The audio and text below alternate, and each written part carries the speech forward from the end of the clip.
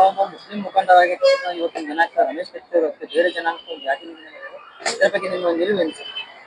Sir, ನಾನು ರಮೇಶ್ ಕತ್ತಿ ಅವರಿಗೆ ಹೇಳ್ಬೇಕೇನಂದ್ರೆ, ನಾವು ಒಂದು ಲಿಂಗಾಯತ್ ಸಮಾಜದ ಮುಖಂಡರಾಗಿರ್ರಿ. ನೀವು ಒಂದು ಬೊಟ್ಟು ಬೇರೆ ಜಾತಿಗೆ ಮಾಡಿದ್ರೆ 4 ಬೊಟ್ಟು ನಿಮ್ಮ ಕಡೆ ಇರ್ತಾವ.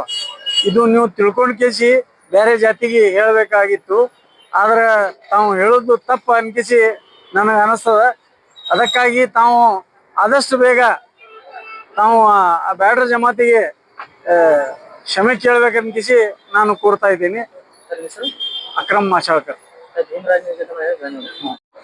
ಸರ್, ಇವತ್ತಿನ ದಿನ ನೀವು ಕಮ್ಯುನಿಸ್ಟ್ ನಾಯಕರಾಗಿ ರಮೇಶ್ ಕತ್ತಿ ಅವರ ಮುಂದಿನ ದಿವಸ ಬೇರೆ ಜನಾಂಗಕ್ಕೆ ಜಾತಿ ನಿಂದನೆ ಮಾಡಿದ ಇದ್ರ ಬಗ್ಗೆ ನೀವೇನ್ ಹೇಳ್ತೀವಿ? ನೋಡ್ರಿ, ಈಗ ರಮೇಶ್ ಕತ್ತಿ ಅವರು ಲಿಂಗಾಯತ್ ಕಮ್ಯುನಿಟಿ ಅವರು ಮತ್ತೊಂದು ಕಮ್ಯುನಿಟಿಗೆ ಅಂದ್ರೆ ಬೇಡ ಕಮ್ಯುನಿಟಿಗೆ ಆ ರೀತಿ ಜಾತಿ ನಿಂದನೆಯನ್ನ ಮಾಡಬಾರ್ದಾಗಿತ್ತು. ಅವರು ಏನು MP ಆಗಿ ಮತ್ತು DCC ಬ್ಯಾಂಕಿನ ಅಧ್ಯಕ್ಷರಾಗಿ ಅನೇಕ ರೀತಿಯಿಂದ ಈ ಸರ್ಕಾರದ ಎಲ್ಲ ಸೌಲಭ್ಯಗಳನ್ನು ಪಡೆದಂತ ಒಂದು ಕಮ್ಯುನಿಟಿಯವರು. ಆದರೂ ಕೂಡ ಅವರು ಅದನ್ನೆಲ್ಲನೂ ಕೂಡ ಸಹಿಸಿಕೊಳ್ಳದೆ ಇವತ್ತು ಅವರು ಜಾರಕಿಹೊಳಿಯವರ ಒಂದು ಸಿಟ್ಟಿನಿಂದ ಯಾವುದೋ ಒಂದು ಇದರಿಂದ ಅವರು ಜಾತಿ ನಿಂದನೆ ಮಾಡ್ಯಾರ. ಅದನ್ನು ನಾವು ಕಾರ್ಮಿಕ ಮುಖಂಡರಾಗಿ ಖಂಡಿಸ್ತೀವಿ. ನನ್ನ ಹೆಸರು ಲಕ್ಷ್ಮಣ ಅಂದ್ರಾಳ್, ಕಾರ್ಮಿಕ ಮುಖಂಡರು. ಬಂಧುಗಳೇ, ಈ ದೇಶದಲ್ಲಿ ಆಡಳಿತಗಾರರು ಯಾವುದೇ ರೀತಿಯ ಜಾತಿ ಭೇದ ಮಾಡಬಾರ್ದು. ಸಮಾಜದಲ್ಲಿ ಮತ ಪಡೆದುಕೊಂಡಂತ MP ಆಗಿ ಜನತಾ ಪ್ರಜಾಪ್ರಭುತ್ವದ ಕಾಪಾಡಬೇಕಾಗಿದೆ. ವಿವಿಧ ಸಂಸ್ಕೃತಿ, ಭಾರತ ದೇಶ ವಿವಿಧ ಸಂಸ್ಕೃತಿಯ ದೇಶ. ಇಲ್ಲಿ ಎಲ್ಲ ಜಾತಿ ಮತ ಪಂಥ ಇರುತ್ತೆ. ಈ ಒಂದು ವ್ಯವಸ್ಥೆಯಲ್ಲಿ ಒಬ್ಬ ರಾಜಕಾರಣಿಯಾಗಿ ಈ ಕೆಳಮಟ್ಟದ ಭಾಷೆ ಬಳಸೋದು ಬಹಳ ನಾಗರಿಕನಾಗಿ ನಾವು ವಿರೋಧ ಮಾಡ್ತಾರೆ. ಇಡೀ ಭಾರತ ಜನ ವಿರೋಧ ಮಾಡ್ತಾರೆ. ಯಾಕಂತಾರೆ ನಮ್ಮ ದೇಶದಲ್ಲಿ ಜಾತ್ಯತೀತ ರಾಷ್ಟ್ರ, ವಿ ಆರ್ ಸೆಕ್ಯುಲರ್ ಸ್ಟೇಟ್. ಜಾತ್ಯತೆ ಪದವನ್ನ ಒಪ್ಪಿಕೊಂಡಿರ್ತಕ್ಕಂಥ ಜನ ಯಾವುದೇ ಜಾತಿ ಮತ ಪಂಥ ಭೇದ ಇಲ್ಲದೆ ನಾಗರಿಕ ಸಮಾಜವನ್ನ ಕಾಣಬೇಕು. ಈ ತರ ಶಬ್ದ ಬಳಕೆ ಬಂದ್ರೆ ಜಾತಿ ಮಧ್ಯೆ ಸಂಘರ್ಷ ಆಗುತ್ತೆ, ವಿಷ ಬೀಜ ಬಿತ್ತಂಗಾಗುತ್ತೆ. ಯಾವುದೇ ಜಾತಿ ಇರ್ಬೋದು, ಬ್ರಾಹ್ಮಣ ವೈಶ್ಯ ಕ್ಷೇತ್ರ ಶೂದ್ರ ಯಾವುದೇ ಜಾತಿ ಇರ್ಬೋದು, ಯಾವುದೇ ಮನುಷ್ಯ ಜಾತಿ ಒಂದೇ, ಮಾನವ ಒಂದೇ, ತಾನು ಒಂದೇ, ಕುಲ ಒಂದಲ್ಲ ಅಂತ ಇದೆ. ಅದಕ್ಕೆ ಒಂದು ಕುವೆಂಪು ಹೇಳಿದಾಗೆ ಎಲ್ಲ ವಿಶ್ವ ಮಾನವರು ಒಂದಾಗಿರ್ತಕ್ಕಂಥದ್ದು ಕುವೆಂಪು ಹೇಳಿದ್ದಾರೆ. ಆ ನಿಟ್ಟಿನಲ್ಲಿ ನಾಗರಿಕರಾಗಿ ನಾ ಈ ಮೂಲಕ ಏನು ಸ್ಪಷ್ಟಪಡಕ್ಕೆ ಇಷ್ಟಪಡ್ತಾ ಇದ್ದಾರೆ, ಮನುಷ್ಯರು ಎರಡೇ ಜಾತಿ, ಒಂದು ಪುರುಷ ಜಾತಿ, ಒಂದು ಮಹಿಳಾ ಜಾತಿ. ಈ ನಿಟ್ಟಿನಲ್ಲಿ ಎಲ್ಲ ಭೇದ ಭಾವ ಮರೆತು ಸಮಾಜದ ಸರ್ವಾಂಗೀಣ ಪ್ರಗತಿ ಮಾತ್ರ ಯೋಚನೆ ಮಾಡಬೇಕು. ಅದು ಬಿಟ್ಟು ಜಾತಿ ನಿಂದನೆ ಮಾಡಬೇಕಾದ್ರೆ ಆ ಒಂದು ಜನಾಂಗದ ವಿರೋಧ ಕಟ್ಕೊಳ್ಬಾರ್ದು. ಆ ನಿಟ್ಟಿನಲ್ಲಿ ನಾ ಇಡೀನಕ್ಕೆ ಇಷ್ಟಪಡ್ತಾ ಇದ್ದಾರೆ. ಎಲ್ಲ ಮನುಷ್ಯರ ಒಂದು ಇಡೀ ಸಮಾಜದ ಅಭಿವೃದ್ಧಿಗಾಗಿ ಮಾತ್ರ ಯೋಚನೆ ಮಾಡಬೇಕು. ಆ ನಿಟ್ಟಿನಲ್ಲಿ ಇರ್ತಾರೆ ಈ ಉಮೇಶ್ ಕತ್ತಿ ಅವರು ಸಮಾಜದ ಸಾರಿ ಕೇಳ್ಕೊಂಡು ತಪ್ಪು ಒಪ್ಕೊಂಡು ಮುಂದೆ ಜನಾಂಗಕ್ಕೆ ಯಾವುದೇ ರೀತಿಯಿಂದ ಭೇದ ಭಾವ ಎಲ್ಲರೂ ಒಂದು ಅಂತಕ್ಕಂಥದ್ದು ಭಾವನೆಯನ್ನು ಹೇಳಕ್ಕೆ ಇಷ್ಟಪಡ್ತೇನೆ. ನನ್ನ ಹೆಸರು ಸುರೇಶ್ ಜೀಬಿ ಅಂತ ಹೇಳಿ, ಕಮ್ಯುನಿಸ್ಟ್ ಪಾರ್ಟಿ ಮುಖಂಡರು. ಸರ್, ಇವತ್ತು ರಮೇಶ್ ಕತ್ತಿ ಅವರ ಫೋಟೋ ರಮೇಶ್ ಕತ್ತಿ ಅವರು ಏನು ಬೆಳಗಾವಿಯ DCC ಬ್ಯಾಂಕ್ ಒಂದು ಚುನಾವಣೆಯ ಸಂದರ್ಭದಲ್ಲಿ ಮತ್ತು ಆ ಚುನಾವಣೆಯಲ್ಲಿ ಹಿನ್ನಡೆಯಾದಂಥ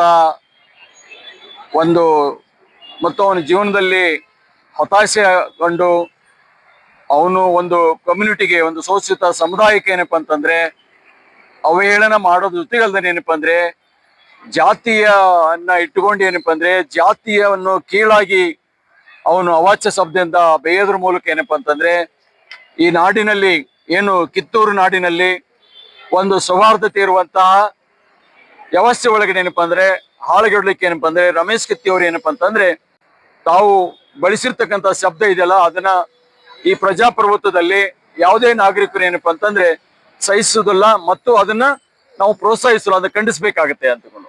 ಯಾಕೆಂತಂದ್ರೆ ತಾವು ಕೂಡ ಒಂದು ಲಿಂಗಾಯತ ಸಮುದಾಯದಲ್ಲಿ ಹುಟ್ಟಿರ್ತಕ್ಕಂಥವ್ರು, ಅದು ಬಸವಣ್ಣನ ಅನ್ವಯಗಳಾದಂಥವ್ರು. ತಾವು ಈ ತರ ಒಂದು ಶಬ್ದಗಳನ್ನ ಬಳಸೋಕ್ಕಿಂತ ಪೂರ್ವದಲ್ಲಿ ಏನಪ್ಪಾ ಅಂತಂದ್ರೆ ತಾವು ಹುಟ್ಟಿರ್ತಕ್ಕಂಥ ಜಾತಿ ಯಾವುದು, ಧರ್ಮ ಯಾವುದು ಅನ್ನೋ ಬಗ್ಗೆ ಪ್ರಜ್ಞೆ ಇರಬೇಕಾಗಿತ್ತು. ಲಿಂಗಾಯತ ಧರ್ಮ ಎಲ್ಲಾ ಸಮುದಾಯವನ್ನ, ಶೋಷಿತ ವರ್ಗವನ್ನೇನಪ್ಪ ಅಂತಂದ್ರೆ ಒಳಗೊಂಡು ಏನಪ್ಪಾ ಅಂತಂದ್ರೆ ಅವರೆಲ್ಲರನ್ನೂ ಒಟ್ಟಿಗೆ ತಂದಿರ್ತಕ್ಕಂಥ ಒಂದು ಲಿಂಗಾಯತ ಸಮುದಾಯ.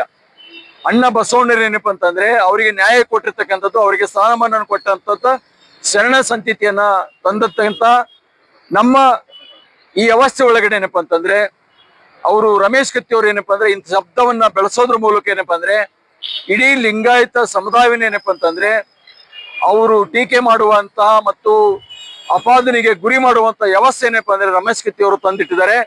ಹೀಗಾಗಿ ನಾವು ಯಾರು ಕೂಡ ಲಿಂಗಾಯತ ಸಮುದಾಯದವರು ಏನಪ್ಪ ಅಂದ್ರೆ ರಮೇಶ್ ಕತ್ತಿ ಅವರ ಹೇಳಿಕೆಯನ್ನ ಸಮರ್ಥನೆ ಮಾಡೋದಿಲ್ಲ. ನಾವು ಅದನ್ನ ಖಂಡಿಸ್ಲೇಬೇಕಾಗತ್ತೆ.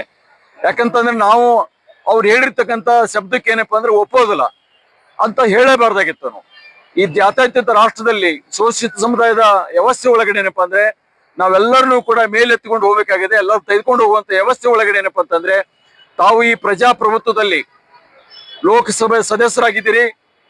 ಹಾಗೇನೇ ಏನಪ್ಪಾ ಅಂತಂದ್ರೆ DCC ಬ್ಯಾಂಕಿನ ಈಗಾಗಲೇ ಅಧ್ಯಕ್ಷರಾಗಿ ಅನುಭವಿಸಬೇಕಾದಾಗ ಎಲ್ಲಾ ವರ್ಗದ ಮತದಿಂದ ನೀವು ಲೋಕಸಭಾ ಸದಸ್ಯರು ಕೂಡ ಆಗಿದ್ದೀರಿ, DCC ಬ್ಯಾಂಕಿನ ಅಧ್ಯಕ್ಷರು ಕೂಡ ಆಗಿದ್ದೀರಿ. ಹೀಗಾಗಿ ಆ ಒಂದು ಪಾಪ ಪ್ರಜ್ಞೆ ಇರಬೇಕಾಗಿತ್ತು. ಈ ಕಮ್ಯುನಿಟಿಯಿಂದ ನಾನು ರಾಜಕೀಯಕ್ಕೆ ಬಂದಿದ್ದೀನಿ ಅಂತ ತಿಳ್ಕೊಂಡು ಕೇವಲ ಲಿಂಗಾಯತ ಸಮುದಾಯದಿಂದ ಮಾತ್ರ ನೀವು ನಾಯಕರಾಗಿಲ್ಲ, ಇಡೀ ಕರ್ನಾಟಕದ ಭಾರತದ ಬಹುಸಂಖ್ಯಾತ ಜನರ ನಾಯಕರಾಗಿದ್ದೀರಿ ಅನ್ನೋದ್ರ ಬಗ್ಗೆ ಪ್ರಜ್ಞೆ ಇಟ್ಕೊಂಡು ನೀವು ಇದ್ರಿ ಅಂತಂದ್ರೆ ಬಹುತೇಕವಾಗಿ ಒಂದು ಕಮ್ಯುನಿಟಿ ಬಗ್ಗೆ, ಒಂದು ಸಮಾಜದ ಬಗ್ಗೆ ಹಿಂಗೆ ಕೀಳಾಗಿ ಮಾತಾಡುವಂತ ಪ್ರಶ್ನೆ ಬರ್ತಿರ್ಲಿಲ್ಲ. ತಾವು ಅದ ಪ್ರಜ್ಞೆ ಇಟ್ಕೋಬೇಕಾಗಿತ್ತು. ಆ ನಿಟ್ಟಿನಲ್ಲಿ ಕೆಳ ಹಂತದಲ್ಲಿ ತಮ್ಮ ಪ್ರಯೋಗನ ಮಾಡೋದಕ್ಕಾಗಿ ನಾವು ಖಂಡಿಸ್ತಾ ಇದೀವಿ. ದಯವಿಟ್ಟು ಇಡೀ ಸಮಾಜಕ್ಕೆ ತಾವು ಕ್ಷಮೆ ಕೇಳ್ಬೇಕು. ಅದನ್ನ ತಾವು ಕ್ಷಮೆ ಕೇಳಿದಂದ್ರೆ ಮುಂದೆ ಇವರು ಕೂಡ ಇಂಥವ್ರು ಕೂಡ ಏನಪ್ಪಾ ಅಂದ್ರೆ ಲಿಂಗಾಯತ ಸಮಾಜಕ್ಕೆ ಭೇದ ಏನಪ್ಪಾ ಅಂತಂದ್ರೆ ನಿಮಗೆ ಕೇಳೋಕ್ ಹಕ್ಕಿರಲ್ಲ. ಅದಕ್ಕೆ ದಯವಿಟ್ಟು ನಾನೊಬ್ಬ ಲಿಂಗಾಯತ ಸಮುದಾಯದ ಮುಖಂಡನಾಗಿ ಏನಪ್ಪಾ ನಿಮಗೆ ಎಚ್ಚರಿಕೆ ಕೊಡ್ತಾ ಇದ್ದೀನಿ. ದಯವಿಟ್ಟು ಈಗ ಕಾಲ ಮಿಂಚಿಲ್ಲ. ಆ ಕಮ್ಯುನಿಟಿಗೆ, ಸಮಾಜಕ್ಕೆ ಏನಪ್ಪಾ ಅಂದ್ರೆ ನೀವು ಕ್ಷಮೆನ ಕೇಳೋದ್ರ ಮೂಲಕ ಏನಪ್ಪಾ ಅಂತಂದ್ರೆ, ಇಲ್ಲ ಅಂತಂದ್ರೆ ನಾವು ಕೂಡ ಈ ಕಮ್ಯುನಿಟಿ ಜೊತೆಲೆ ಒಂದಾಗ್ತಿದೀವಿ. ನಿಮ್ಮ ವಿರುದ್ಧವಾಗಿ ಹೋರಾಟ ಮಾಡ್ಲಿಕ್ಕೆ ರಾಜ್ಯಾದ್ಯಂತ ನಾವು ತಯಾರಿದ್ದೀವಿ ಅಂತ ಈ ಸಂದರ್ಭದಲ್ಲಿ ಹೇಳಿಕೆ ಸಿದ್ಧತೆ ಮಾಡ್ತಾ ಇದ್ವಿ. ದಯವಿಟ್ಟು ರಮೇಶ್ ಅವರು ಜಾಗೃತರಾಗಿ ಕ್ಷಮೆ ಕೇಳಬೇಕು ಅಂತ ಈ ಮೂಲಕ ನಾನು ಮೀಡಿಯಾದ ಮೂಲಕ ನಾನು ಒತ್ತಾಯ ಮಾಡ್ತಾ ಇದ್ದೀನಿ. ಪ್ರವರ್ಡ್ ಪಾಟೀಲ್, ಜಾಗೃತಿ ಲಿಂಗಾಯತ್ ಮಹಾಸಭಾದ ಜಿಲ್ಲಾ ಉಪಾಧ್ಯಕ್ಷರಾಗಿ ನಾನು ಅವರಿಗೆ ಮನವಿ ಮಾಡ್ಕೊತಾ ಇದ್ದೀನಿ. ಧನ್ಯವಾದ.